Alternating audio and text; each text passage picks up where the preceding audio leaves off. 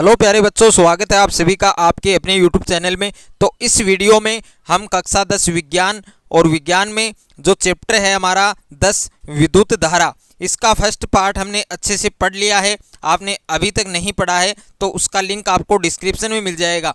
और इस वीडियो में हम पार्ट सेकंड के बारे में डिस्कस करने वाले हैं। तो ये आपके नोट्स हैं, इनको आप साथ साथ में लिख भी सकते हैं या आप इनको परचेज भी कर सकते हैं। तो वीडियो शुरू करने से पहले आप सभी से मेरी एक रिक्वेस्ट है, यदि अभी तक आपने हमारे चैनल को सब्सक्राइब नहीं किया है तो सब्सक्राइब कर लीजिए और साथ में बेल आइकन को प्रेस कर लीजिए। अगर आपका मैथ, फिजिक्स, केमिस्ट्री और बायोलॉजी के किसी क्वेश्चन में डाउट है तो आपको उस क्वेश्चन का फोटो खींचकर उसको क्रॉप करके सेंड करना है। तुरंत वीडियो सॉल्यूशन के साथ आपको आपका आंसर मिल जाएगा। और आप class 6 to 12 NEET, IIT, JEE mains और एडवांस की भी तैयारी कर सकते हैं। तो अभी डिस्क्रिप्शन में जाइए और डाउटनेट के इस एप्लीकेशन को डाउनलोड कीजिए। डाउट हो तो डाउटनेट करो। आप 8400 400 400 इस नंबर पर भी आप अपने क्वेश्चन का फोटो क्रॉप करके सेंड कर सकते हैं। वहां पर भी आपको आपके क्वेश्चन का आंसर वीडियो सॉल्यूशन के साथ मिल जाएगा। तो सबसे फर्स्ट जो टॉपिक है प्रतिरोधों का संयोजन, यानी प्रतिरोधों का जो संयोजन होता है वो आपके दो प्रकार का होता है, श्रेणी क्रम संयोजन और एक होता है आपके समांतर क्रम संयोजन। तो प्रतिरोधों का संयोजन दो प्रकार का होता है, जिसमें फर्स्ट है आपके श्रेणी क्रम संयोजन।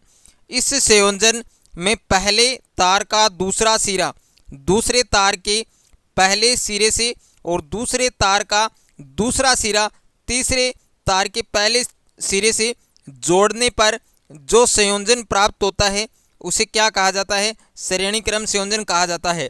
और इसमें तीन चालक तार लेते हैं, AB, BC या CD का श्रेणी क्रम संयोजन दर्शाया गया है, जिनके प्रतिरोध हैं क्रम से R1, R2 और R3। श्रेणी क्रम संयोजन में सभी चालक तारों में समान धारा I बहती है। यानी जो श्रेणी क्रम जो संयोजन होता है इसमें प्रत्येक प्रतिरोध में जो धारा होती है वो समान रहती है, लेकिन विभवांतर है वो क्या होता है? अलग अलग होता है। परंतु इनके सिरों के मध्य विभवांतर है वो अलग अलग होता है।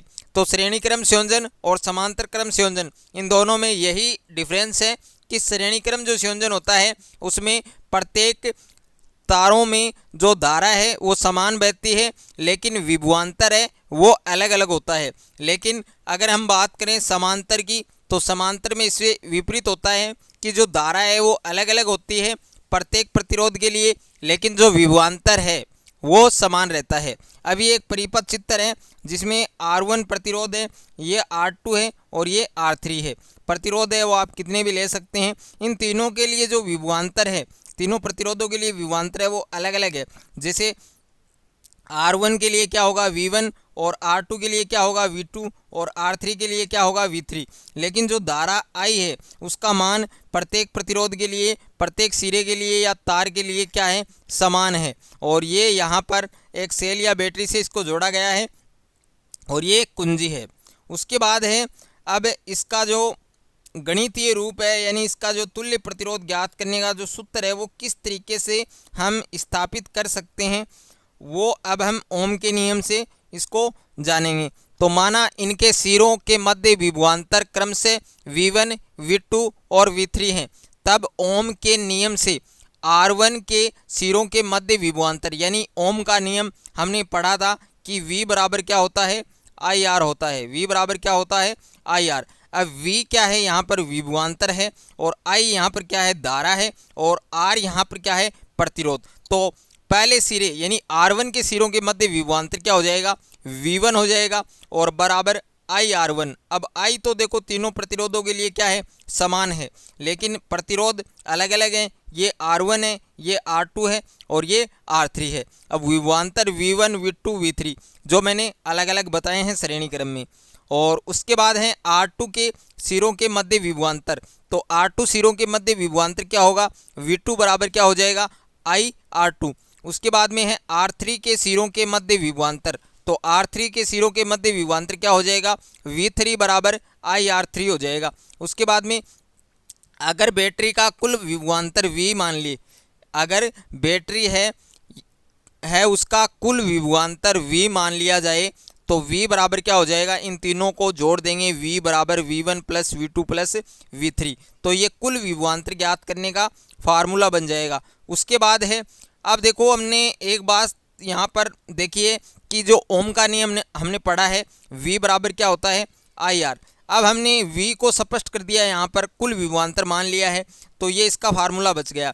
अब बराबर में हमारे पास क्या रह गया है, IR रह गया है। तो IR बराबर, अब जो IR1 है, IR2 है, IR3 है। ओके, तो V का जो मान है, V का मान कितना है, IR3, IR है, तो V की जगह हम क्या रख देंगे, IR रख देंगे। और IR बराबर यहाँ कॉमन लेंगे I, तो यहाँ R1 R2 और R3 रह जाएंगे। यदि R1 R2 और R3 का श्रेणी क्रम संयोजन में तुल्य प्रतिरोध R है, तो R जो V है यहाँ पर क्या मान लेंगे, IR मान लेंगे। तो V की जगह हमने IR मान लिया, बराबर में यही समीकरण है वैसा का वैसा। अब I से I कैंसिल कर देंगे, तो यहाँ पर क्या बचेगा, R बराबर R1 plus R2 plus R3। तो ये श्रेणी क्रम संयोजन का तुल्य प्रतिरोध या कुल प्रतिरोध ज्ञात करने का सूत्र है। उसके बाद में नेक्स्ट जो संयोजन है वो है समांतर क्रम संयोजन या पार्श्व क्रम संयोजन।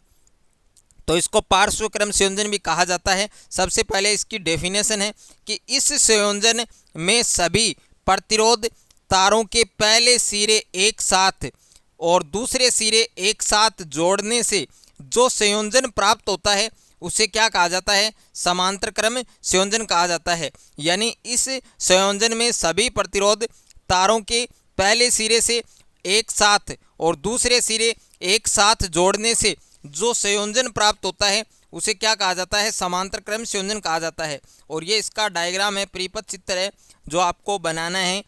इस तरीके का कोई न्यूमेरिकल क्वेश्चन भी आपसे पूछ सकता है। तो इसका जो सूत्र है वो भी हम ओम के नियम से ही स्थापित करेंगे। ओम का नियम है IR बराबर V। तो R1 I1 यानी इसमें धारा का मान अलग अलग होगा प्रत्येक प्रतिरोध के लिए और विभवांतर क्या होगा, समान होगा। तो आप देख सकते हैं विभवांतर तीनों के लिए क्या है, समान है, V है। और धारा है वो अलग अलग है, यहाँ I1 है, यहाँ I2 है और यहाँ I3 है। अब R1 में प्रवाहित धारा क्या हो जाएगी, I1 बराबर V अपॉन R1। और R2 में प्रवाहित धारा का मान कितना हो जाएगा, I2 बराबर V अपॉन R2। और R3 में प्रवाहित धारा कितनी हो जाएगी, I3 बराबर V अपॉन R3। अगर हम कुल धारा I हो, अगर कुल धारा I हो तो I बराबर I1 plus I2 plus I3। तो ये कुल धारा ज्ञात करने का सूत्र बन जाएगा। और नेक्स्ट है आपके I बराबर V upon R1 plus V upon R2 plus V upon R3। अब I का मान कितना है, I का मान हम रख देंगे V अपॉन R रख देंगे। तो V अपॉन R बराबर V upon R1 plus V upon R2 plus V upon R3। अब V अपॉन R यहाँ कॉमन क्या लेंगे, V, तो यहाँ पर 1 अपॉन R1 और यहाँ पर 1 अपॉन R2 और यहाँ पर 1 अपॉन R3। अब V से ये V कैंसिल करेंगे तो 1 अपॉन R बराबर 1 upon R1 plus 1 upon R2 plus 1 upon R3। ये क्या है, समांतर क्रम संयोजन द्वारा तुल्य प्रतिरोध या कुल प्रतिरोध ज्ञात करने का सूत्र है। उसके बाद में जो नेक्स्ट टॉपिक है ये भी काफ़ी इम्पोर्टेंट है। इससे आपके न्यूमेरिकल क्वेश्चन और थ्योरीलिटी जो क्वेश्चन आता है वो पूछ सकता है कि विद्युत धारा का तापीय प्रभाव क्या है और इसके क्या उपयोग हैं। तो सबसे पहले हम इसकी परिभाषा की बात करेंगे कि विद्युत धारा का तापीय प्रभाव क्या होता है। तो यदि ऐसा विद्युत परिपथ हो जिसमें बैटरी के साथ प्रतिरोध जुड़ा हो, यानी एक ऐसा विद्युत परिपथ जिसमें बैटरी के साथ क्या जुड़ा हुआ हो, प्रतिरोध जुड़ा हुआ हो, तो स्रोत की संपूर्ण ऊर्जा का उष्मा में अक्षयित हो जाती है, तो इसे विद्युत धारा का तापीय प्रभाव कहा जाता है। अब इसके उपयोग, इस प्रभाव का उपयोग विद्युत हीटर में, विद्युत इस्त्री में और विद्युत गीजर में किया जाता है कि विद्युत धारा का जो तापीय प्रभाव होता है उसके उपयोग कहाँ कहाँ पर करते हैं कि इसका उपयोग विद्युत हीटर में, विद्युत इस्त्री में और विद्युत गीजर में किया जाता है। उसके बाद में है नेक्स्ट जूल का तापन नियम। तो जूल का तापन नियम भी आपके वेरी वेरी इंपॉर्टेंट है और इसका जो फार्मूला है वो आपको जरूर ध्यान रखना है, क्योंकि इससे न्यूमेरिकल क्वेश्चन है वो भी हम नेक्स्ट करने वाले हैं।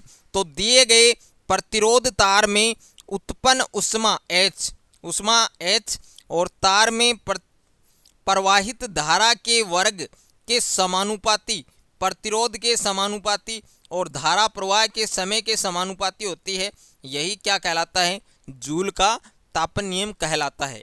और जूल का तापन नियम है, उसका फार्मूला है H बराबर I² RT।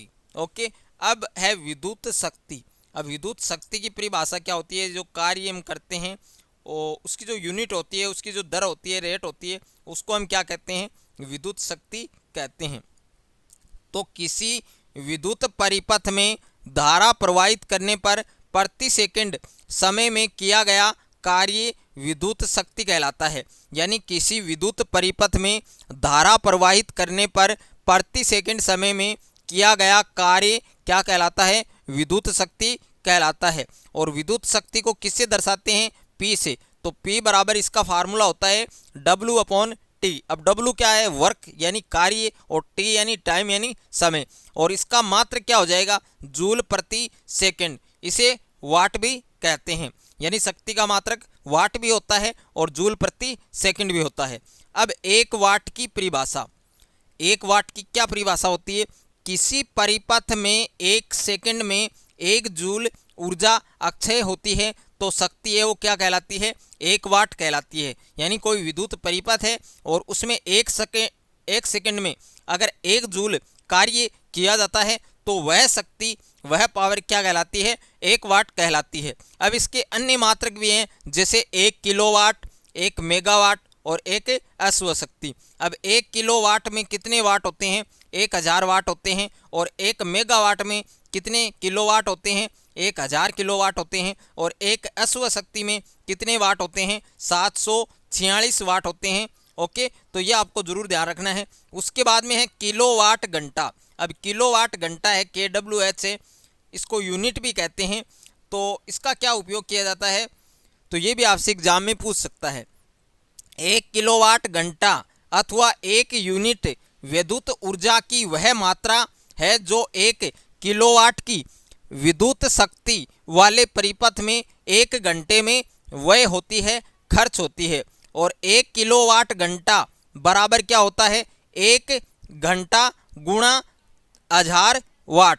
अब 1 घंटा है उसमें कितने वाट होते हैं, 1000 वाट होते हैं, और 1 घंटा होता है उसमें कितने सेकंड होते हैं, 3600 सेकंड होते हैं, और 1000 वाट है इंटू में दे देंगे। ओके, तो 1 घंटा गुणा 1000 वाट। अब 1 घंटा इसको 3600 सेकंड में कन्वर्ट कर लिया, सेकंड में कन्वर्ट करेंगे तो 3600 सेकंड आएंगे, और इंटू में है 1000। अब इन दोनों को गुना करेंगे तो 3.6 गुणा 10⁶ जूल। ओके, तो 1 किलोवाट घंटा 1 kWh 1 यूनिट में कितने जूल होते हैं, 3.6 गुणा 10⁶ जूल। यह आपको जरूर ध्यान रखना है। उसके बाद में है चुंबकीय क्षेत्र की दिशा।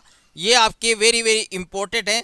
ये 2 नियम है इसके, इन दोनों नियमों से एक नियम आपके एग्जाम में पूछा जाता है। कभी दक्षिणावर्त पेच का नियम पूछ लिया जाता है, तो कभी दक्षिण हस्त या फ्लेमिंग का नियम भी पूछ लिया जाता है। ओके, तो सबसे पहले हम चुंबकीय क्षेत्र की दिशा की बात करेंगे, डायरेक्शन की बात करेंगे कि किसी चालक में धारा प्रवाहित करने पर उत्पन्न चुंबकीय क्षेत्र की दिशा ज्ञात करने के 2 नियम हैं, जिसमें पहला नियम क्या है, दक्षिणावर्त पेच का नियम। इस नियम के अनुसार यदि किसी पेच की नोक विद्युत धारा की दिशा में आगे बढ़े तो पेच की नोक को घुमाने की दिशा चुंबकीय क्षेत्र की दिशा को व्यक्त करेगी। ये कौन सा नियम, आपके दक्षिणावर्त पेच का नियम है। उसके बाद में है दक्षिण हस्त का नियम। इस नियम के अनुसार धारावाही चालक को दाहिने हाथ से इस प्रकार पकड़े कि अंगूठा धारा की दिशा में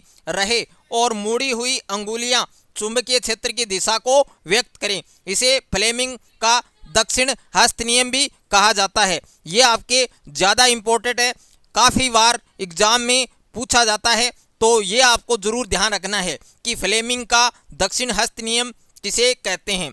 अब है परिनालिका। परिनालिका किसे कहते हैं? तो पास पास लिपटे तांबे के तार जो बेलन की आकृति में हो तथा ये तार परस्पर विद्युत रद्द हो, ऐसी कुंडली को क्या कहा जाता है? परिनालिका कहा जाता है। उसके बाद में लास्ट जो टॉपिक है वो है विद्युत चुंबक, यानी विद्युत चुंबक किसे कहा जाता है?